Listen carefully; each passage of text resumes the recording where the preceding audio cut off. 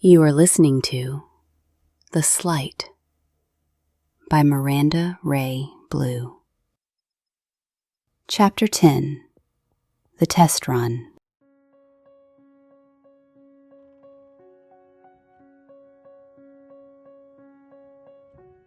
The context is missing, long forgotten. Oh, the context is on the milk cartons, but they still fill the bottle for that silhouette of air.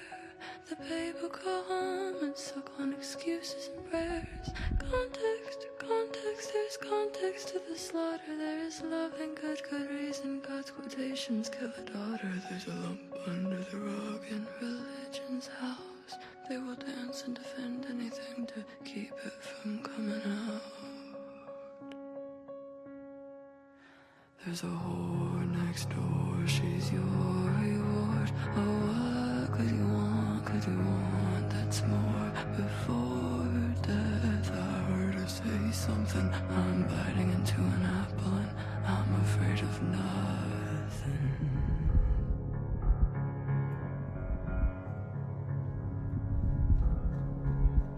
Back in the hotel room, Astrid is in her armchair with her legs up, tapping her fingers on the side table angrily. Seraph is on the floor with Cotton on his lap, and Narek is lying on the bed. Other than Astrid, they are all completely deflated after the fate of Anne. At this point, they don't even care about what happens to them next, just that they feel they had failed her so badly, and that they missed her, and how they empathize deeply with her parents. She never got to ride her horses. This comment just made them all sink down even more. The television turns on, and static pierces the air. And just then, Astrid knew exactly where to put all this pent-up emotion.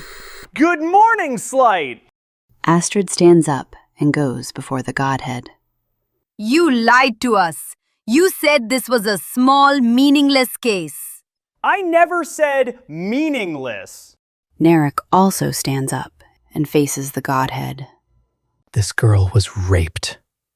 She was holding on by a thread. Yes, and you did what you could. She's dead! Yes, and I know what you might be thinking, but the good news is you are not in trouble. This was a test round, you see. We get 3 of them. You know, like 1, 2, 3, you're out kind of deal. So one of them didn't go so well. You have 2 more chances to get it right. They are all shocked by this statement. So let's not waste any time. How many of us are out there? How many? Yes, how many Slight? For now, just the 1. 1? We are the only group out there? It's an experiment. We did not see the use in deploying more Slight until we knew the experiment works. With all the shit that happens in the world, all the pain, all the people out there who need help, that is bullshit. We could be doing so much more if we were actually using our powers instead of thoughts and prayers. She tosses the book onto the bed recklessly. This is the way it must be done. Why? Because it is God's will. Hey, haven't seen them in a while. You said a mouthful. Who's God? The point is, for this to work, you need to follow the guide. From there, if you are able to make a change that proves the experiment a success, we can expand. Do you want to take this? 'Cause I am done with this asshole right now. We would basically be going in circles. Thoughts and prayers. No real change. Total collapse. That's a bit dramatic. Oh, that doesn't even go far enough. Seriously? Astrid, he made your voice go all funny again. Shut it, Cotton. The Godhead looks smug. Whatever. As I was saying, total collapse. Then right back where we started again, only with more problems than there were before. What was the point of sending us there? She had a choice. Don't you dare. She was really nice. Seraph pulls Cotton in for a side hug. She let sorrow overtake her. She committed an atrocious sin. Sin? Are you telling us? She is not in the depths, if that is what you are wondering. It's called hell. Where did she go then? Is she getting a second chance like I am? Your circumstances are not the same. She was placed in purgatory, like most suicides. She was raped. She doesn't deserve this. It's God's will. The room falls silent. The conversation seems to be going nowhere. Everyone is frustrated and at a loss for words.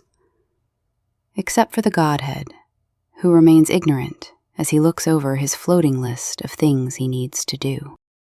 Look, I get that you may be a bit exhausted after your first run, so why don't you take a day or two to relax, regenerate, and get ready for your next charge? Sound good? I hear they have an indoor pool and a continental breakfast. Yummy! I will meet you back here in 48 human hours and we can discuss the next case. This was a good talk. I hope to have fewer of them in the future when you get your bearings. Enjoy your stay. Toodles! Oh, almost forgot. So humans can see you again. For now. The others look around at each other in shock and awe. Except Cotton. What's a continental breakfast? The Slight are all hanging out around the indoor pool in swimsuits. It's the shadiest indoor pool area you've ever seen. The walls seem almost green from the fluorescent lighting. One of the lights is buzzing and flickering. Astrid is lying on a questionably clean sun lounger, drinking a watered-down cocktail out of a plastic cup, while an old, fat man stares at her, making suggestive motions with his tongue. Seraph is watching Cotton, who is wearing floaters in the water. What's that? Cotton points down to the bottom of the pool, at a long log of feces. Oh, okay. Time to get out. Aww. Narek, who is sitting with his feet in the pool, takes them out in disgust. He wipes them off thoroughly with a towel and goes to join Astrid. Don't go in the pool. Noted. What do you think will happen to him? The teacher? Cannonball! No!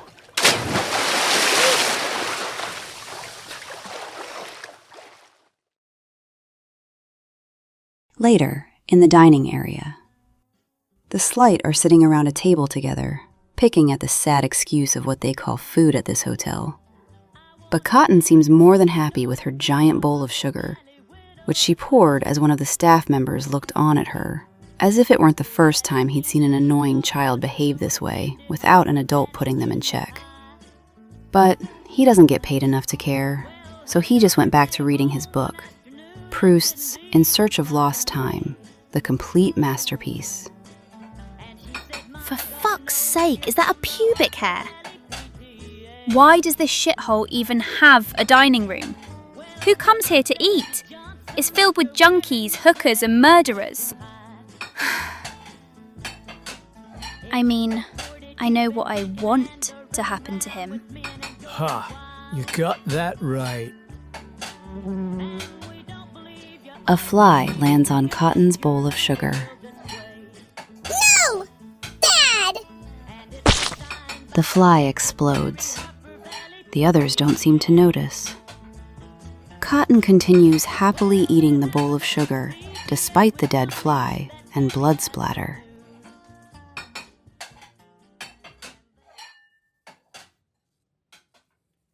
Director Stedman, welcome to the GDA. My name is Donald Ferguson. I'll be your number one. May I introduce you to the team? Knock yourself out. Good morning, everyone. This is Director Stedman. As you all know, he was handpicked by Director Radcliffe, and I trust you'll show him the same energy and respect. I'm looking forward to working with you. Later, back in the room, Cotton is eating ice cream and watching cartoons in front of the television. The other three are sitting around talking. I mean, it's not like we can do anything. Can we? They look around at each other carefully, as if they were all just thinking the same thing. Well, people go missing all the time. That they do. And that would be a terrible thing to happen, right? Oh, awful. Really bad, man. The three get quiet again. Hypothetically speaking, what are some ways in which... A human could go missing?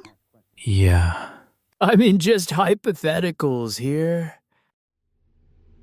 Later, the three of them are in the bathroom with the fan turned on. Narek peeks out the door to make sure Cotton is safe and secure in front of the television, then shuts and locks the door.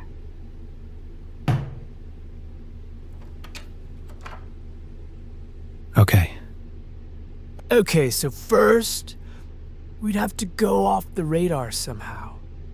We could strike a deal with someone outside of organized religion.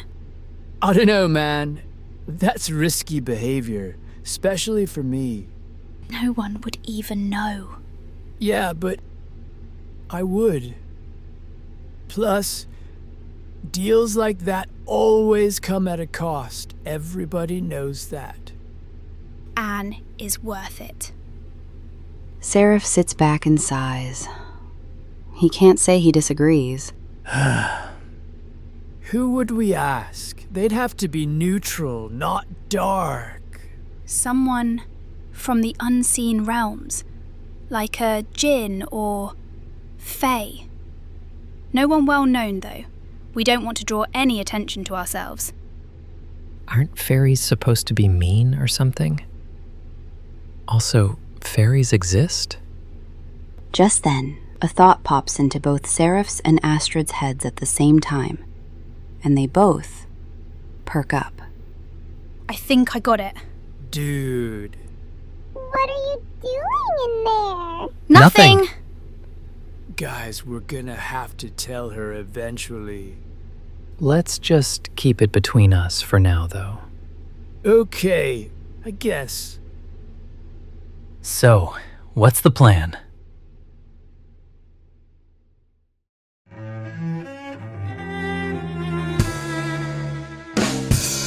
I see a bad moon rising.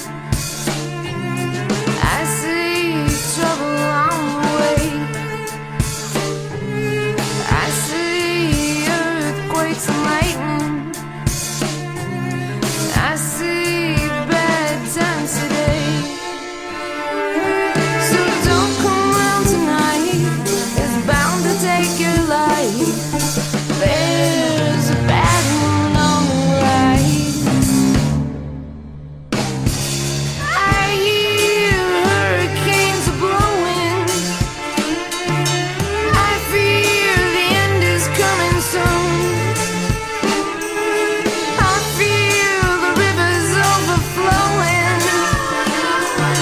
I hear the voice of rage growing. So don't come around tonight. It's bound to take your life. There's a bad moon on the rise.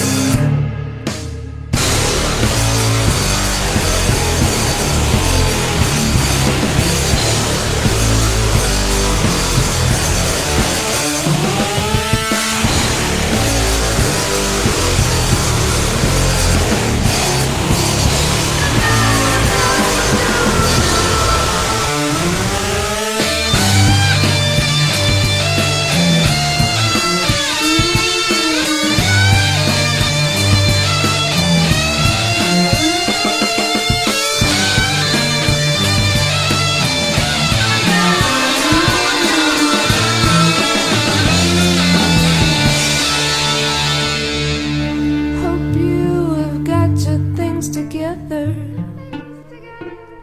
Hope you are quite prepared to die. Looks like we're in for nasty weather. One eye It's taking forever.